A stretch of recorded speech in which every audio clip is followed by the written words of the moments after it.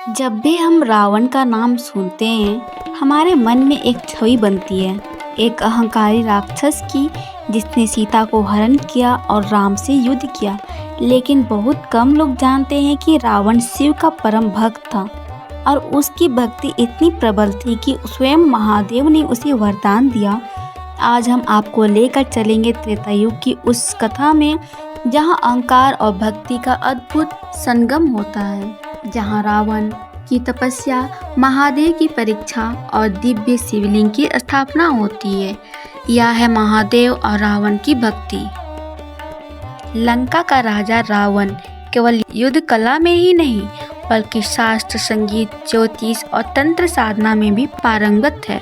यह शिव का अनन्य भक्त था। कहते हैं रावण हर दिन शिव तांडव स्रोत का पाठ करता था जो उसने स्वयं रचा था। यह स्रोत आज भी शक्तिशाली मंत्रों में गिना जाता है। रावण का लक्ष्य था महादेव को लंका में स्थापित करना।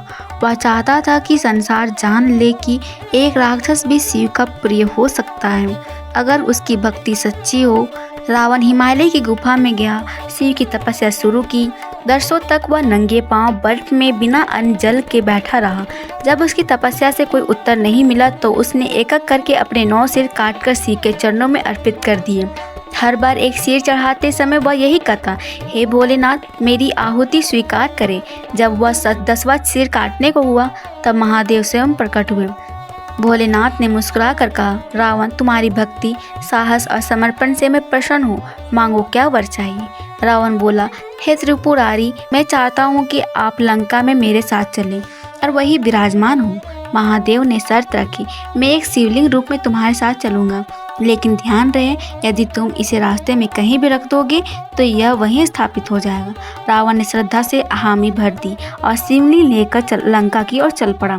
देवताओं को भय हुआ कि यदि महादेव लंका में स्थापित हो गए तो रावण को कोई नहीं रोक सकेगा। तब भगवान विष्णु ने एक लीला रची। उन्होंने वरुण देव से कहा कि रावण के शरीर में जल भर जाए जिससे उसे लघु शंका की आवश्यकता पड़े। देवघर के निकट पहुंचते ही रावण को पीड़ा होने लगी। उसने देखा एक ग्वाला और कहा, कुछ समय के लिए शिवलिंग पकड़ो, मैं अभी आता हूँ। विष्णु ने शिवलिंग लिया और थोड़ी देर बाद उसे जमीन पर रख दिया। जैसे ही शिवलिंग धरती पर स्पर्श हुआ वह स्थायी रूप से वहीं स्थापित हो गया। जब रावण लौटा उसने शिवलिंग को उठाने की भरपूर कोशिश की। उसने अपनी पूरी ताकत लगा दी लेकिन शिवलिंग हिला तक नहीं। गुस्से में रावण ने शिवलिंग पर प्रहार किया और तब शिवलिंग में रावण की उंगली के निशान पड़ गए और आज भी बाबा बैद्यनाथ के मंदिर में देखे जाते हैं। रावण ने समझा कि यह महादेव की इच्छा थी और उसे वहीं बैठकर शिव की पूजा की। यही स्थान आज कहलाता है देवघर, जहां बाबा बैद्यनाथ का ज्योतिर्लिंग स्थित है।